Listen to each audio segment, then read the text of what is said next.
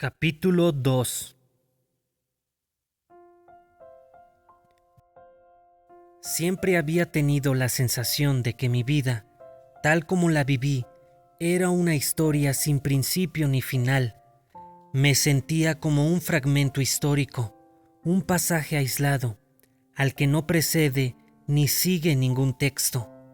Podía imaginarme perfectamente que tal vez había vivido en siglos anteriores y me había hecho preguntas que todavía no era capaz de responder, que tenía que volver a nacer porque no había cumplido la tarea que se me había asignado. Carl Jung.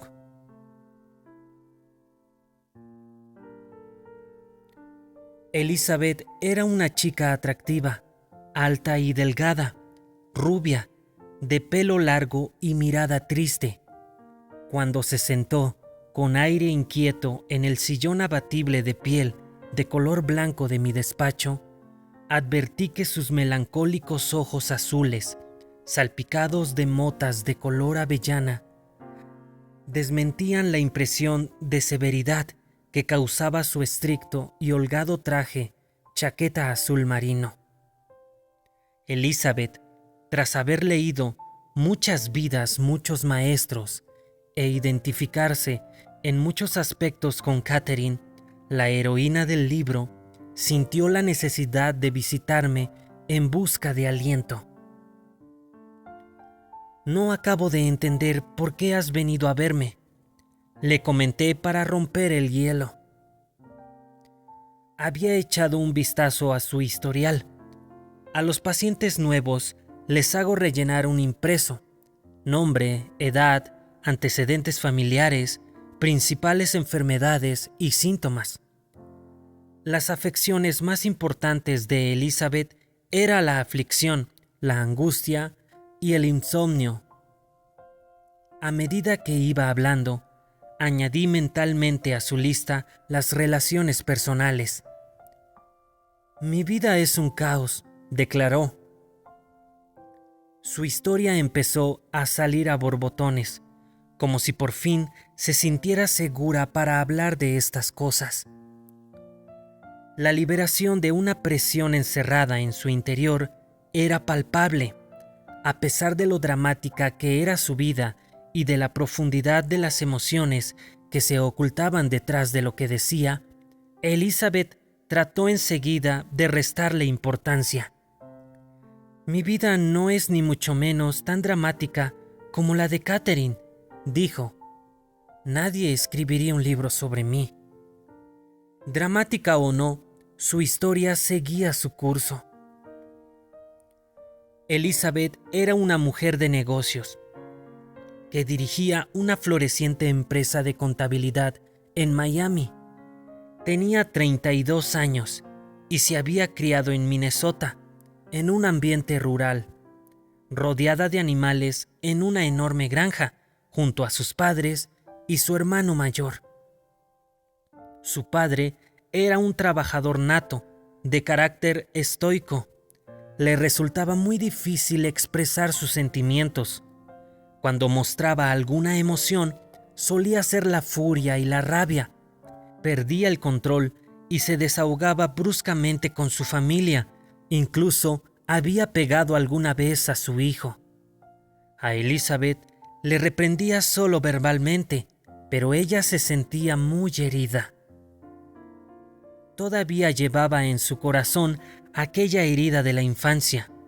Los reproches y críticas de su padre habían dañado la imagen que tenía de sí misma, y un profundo dolor atenazaba su corazón. Estaba apocada y se sentía inferior, y le preocupaba que los demás, los hombres en particular, se dieran cuenta de sus defectos. Afortunadamente, los arrebatos de su padre no eran frecuentes. Además, solía encerrarse en su caparazón con la frialdad y el estoicismo que caracterizaban su conducta y su personalidad.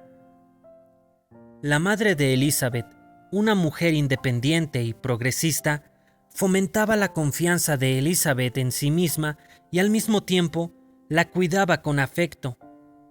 La época y los hijos hicieron que permaneciera en la granja y aguantara, no sin reproches, la severidad y el retraimiento emocional de su marido.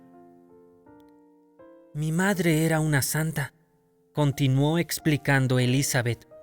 Siempre estaba allí, cuidándonos, sacrificándose por sus hijos. Elizabeth, la pequeña, era la preferida de su madre. Ella tenía muy buenos recuerdos de su niñez. Los momentos más tiernos eran aquellos en los que se había sentido más cerca de su madre. Aquel amor tan especial las unía y no cesó con el paso de los años. Elizabeth creció, terminó el bachillerato y se fue a Miami a estudiar en la universidad gracias a una generosa beca. Para ella, Miami representaba una exótica aventura y ejercía una gran atracción sobre ella, que provenía del frío Medio Oeste. A su madre le entusiasmaban las aventuras de Elizabeth. Eran amigas íntimas y, aunque se comunicaban principalmente por correo y por teléfono, su relación seguía siendo sólida. Las vacaciones eran épocas de gran felicidad, pues Elizabeth casi nunca se perdía la oportunidad de volver a casa. En alguna de estas visitas, su madre mencionó la posibilidad de retirarse al sur de Florida en el futuro, para así estar cerca de su hija. La granja era grande y cada vez resultaba más difícil mantenerla. La familia había ahorrado una buena cantidad de dinero que aumentaba gracias a la sobriedad del padre. Elizabeth estaba deseando vivir cerca de su madre otra vez. De esa forma sus conversaciones, casi diarias, ya no tendrían que ser telefónicas. Elizabeth decidió quedarse en Miami tras terminar los estudios. Creó su propia empresa y la fue afianzando poco a poco. La competencia era feroz y el trabajo absorbía buena parte de su tiempo. Las relaciones con los hombres no hacían más que aumentar su estrés. Entonces, ocurrió la catástrofe. Aproximadamente 8 meses antes de que viniera a verme, Elizabeth se hundió en la tristeza a causa de la muerte de su madre, provocada por un cáncer de páncreas. Sentía como si su corazón se hubiera roto en 1000 pedazos, como si se lo hubieran arrancado. Estaba atravesando un periodo de profundo dolor. No conseguía aceptar la muerte de su madre. No entendía por qué había tenido que ocurrir.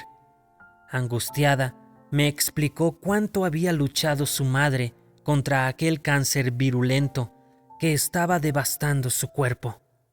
Sin embargo, su espíritu y su amor permanecieron intactos. Ambas sintieron una profunda tristeza. La separación física era inevitable y se acercaba lenta pero inexorablemente. El padre de Elizabeth, quien lloraba ya la pérdida, todavía se distanció más de la familia y se encerró en su soledad. Su hermano, que vivía en California con su familia, acababa de cambiar de trabajo y estaba alejado de ellos. Elizabeth, por su parte, viajaba a Minnesota siempre que podía. No tenía a nadie con quien compartir sus miedos y su aflicción. No quería ser una carga para su agónica madre. Se reservaba sus penas para ella y por consiguiente se sentía cada vez más apesadumbrada. «Voy a echarte tanto de menos. Te quiero», le decía su madre. «Para mí lo más doloroso es abandonarte. No tengo miedo de morir. No temo lo que me espera. Simplemente no quiero dejarte todavía». A medida que su salud se iba debilitando, su firme propósito de sobrevivir perdía fuerza. Solo la muerte podría liberarla de la agonía y el sufrimiento. Finalmente, llegó el día. La madre de Elizabeth se hallaba en una pequeña habitación del hospital, rodeada de su familia y sus amigos. Empezaba a respirar con dificultad. La sonda ya no drenaba, sus riñones habían dejado de funcionar, iba alternando entre la conciencia y la inconsciencia. En un momento en que Elizabeth se encontró a solas con su madre, ésta abrió ligeramente los ojos en un instante de conciencia. «No te abandonaré», le dijo de repente con voz firme. «Siempre te querré». Aquellas fueron las últimas palabras que Elizabeth oyó pronunciar a su madre, que enseguida entró en coma. Su respiración era cada vez más entrecortada, interrumpida por largos silencios, hasta que de pronto se iniciaron los estertores de la agonía. No tardó en morirse. Elizabeth sintió un vacío inmenso en su corazón y en su vida. Incluso sentía un dolor físico en el pecho. Tenía la sensación de que siempre le iba a faltar algo. Lloró durante meses. Añoraba las frecuentes conversaciones telefónicas con su madre. Intentó comunicarse con su padre más a menudo, pero él seguía tan introvertido como siempre y nunca tenía mucho que decir. Podía pasarse 1 o 2 minutos sin pronunciar palabra junto al auricular del teléfono. No era capaz de animar a su hija. Él también sufría, y esto le hacía aislarse todavía más. Su hermano, que vivía en California con su esposa y sus 2 hijos pequeños, también se sentía muy afligido por la pérdida, pero tenía que ocuparse de su familia y su trabajo. El sufrimiento de Elizabeth desembocó en una depresión con unos síntomas cada vez más graves. Le costaba mucho dormir, le resultaba difícil conciliar el sueño, se despertaba demasiado temprano por la mañana y era incapaz de volver a dormirse. Perdió el apetito y empezó a adelgazar. Su energía había disminuido notablemente, ya no tenía interés por las amistades y su capacidad de concentración era cada vez menor. Antes de la muerte de su madre, la ansiedad de Elizabeth se relacionaba principalmente con el trabajo, plazos de entrega y decisiones de responsabilidad. A veces también la angustiaba la relación con los hombres. No sabía cómo actuar ni cómo responderían ellos. Sin embargo, el nivel de ansiedad de Elizabeth aumentó espectacularmente tras la muerte de su madre. Había perdido a su confidente, consejera y amiga más íntima. Ya no podía contar con su principal apoyo y punto de referencia. Se sentía desorientada, sola y perdida. Me llamó para pedir hora de visita. Vino a verme con la intención de averiguar si en una vida anterior había estado junto a su madre o para intentar comunicarse con ella a través de alguna experiencia mística. En algunas conferencias y publicaciones yo había hablado de las personas que, en un estado de meditación, habían tenido estos encuentros místicos con seres queridos. Elizabeth había leído mi primer libro y sabía que se podía tener este tipo de experiencias. A medida que la gente va aceptando que es posible, incluso probable, que la conciencia siga existiendo después de abandonar el cuerpo, empieza a vivir cada vez más este tipo de experiencias místicas en los sueños y en otros estados de alteración de la conciencia. Es difícil decir si estos encuentros son reales o no, pero lo que parece evidente es que son intensos y muy emotivos. A veces la persona incluso recibe información concreta, hechos o detalles que solo eran conocidos por los difuntos. Estas revelaciones que se producen durante los encuentros espirituales no pueden atribuirse únicamente a la imaginación. Ahora estoy convencido de que se obtienen estos nuevos conocimientos y tienen lugar estos encuentros no porque las personas deseen o necesiten que esto ocurra, sino porque principalmente así es como se establecen los contactos. Los mensajes suelen ser muy parecidos, especialmente en los sueños. Estoy bien, me siento perfectamente. Cuídate, te quiero. Elizabeth deseaba ponerse en contacto con su madre. Necesitaba algún tipo de bálsamo para aliviar su continuo dolor. Durante la primera sesión, descubrí nuevos aspectos de su vida. Había estado casada por poco tiempo con un contratista local que tenía 2 hijos de su primer matrimonio. Era una buena persona y, a pesar de no estar locamente enamorada de él, ella pensó que aquella unión podía proporcionar cierta estabilidad a su vida. Sin embargo, la pasión conyugal no se crea artificialmente. Puede haber respeto y compasión, pero la química entre los dos tiene que existir desde el principio. Cuando Elizabeth descubrió que su marido mantenía relaciones con otra mujer por la que sentía más pasión y entusiasmo, rompió con él a regañadientes. Lamentó mucho la ruptura y el hecho de separarse de los niños, pero no sufrió por el divorcio. La pérdida de su madre fue mucho más grave para ella. Elizabeth era guapa y por ello le resultó fácil establecer relaciones con otros hombres después de su divorcio, pero tampoco éstas se caracterizaron por la pasión. Empezó a dudar de sí misma y a preguntarse qué había en ella que la incapacitaba para establecer buenas relaciones con los hombres. ¿Qué hay de malo en mí?, se preguntaba constantemente. Las dudas iban mellando su autoestima. Las mordaces y dolorosas críticas que su padre le había dirigido durante su infancia le habían causado unas heridas psicológicas que volvían a abrirse con cada fracaso en sus relaciones con los hombres.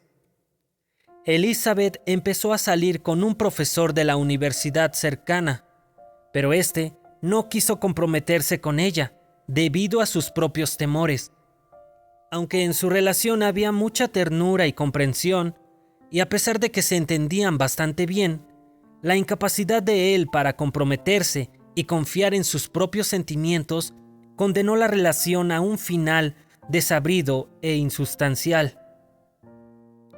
Unos meses después, Elizabeth conoció a un próspero banquero con quien inició una nueva relación. Ella se sentía segura y protegida, aunque, una vez más, no había mucha química entre ellos. Sin embargo, él, que se sentía muy atraído por Elizabeth, se enfadaba mucho y sentía celos cuando ella no le respondía con la energía y el entusiasmo que él esperaba. Empezó a beber y su actitud se fue volviendo cada vez más agresiva. Elizabeth también puso fin a esta relación. Poco a poco había ido perdiendo la esperanza de encontrar un hombre con quien pudiera establecer una relación íntima y satisfactoria. Se sumergió totalmente en su trabajo, amplió su empresa y se recluyó entre números, cálculos y papeles.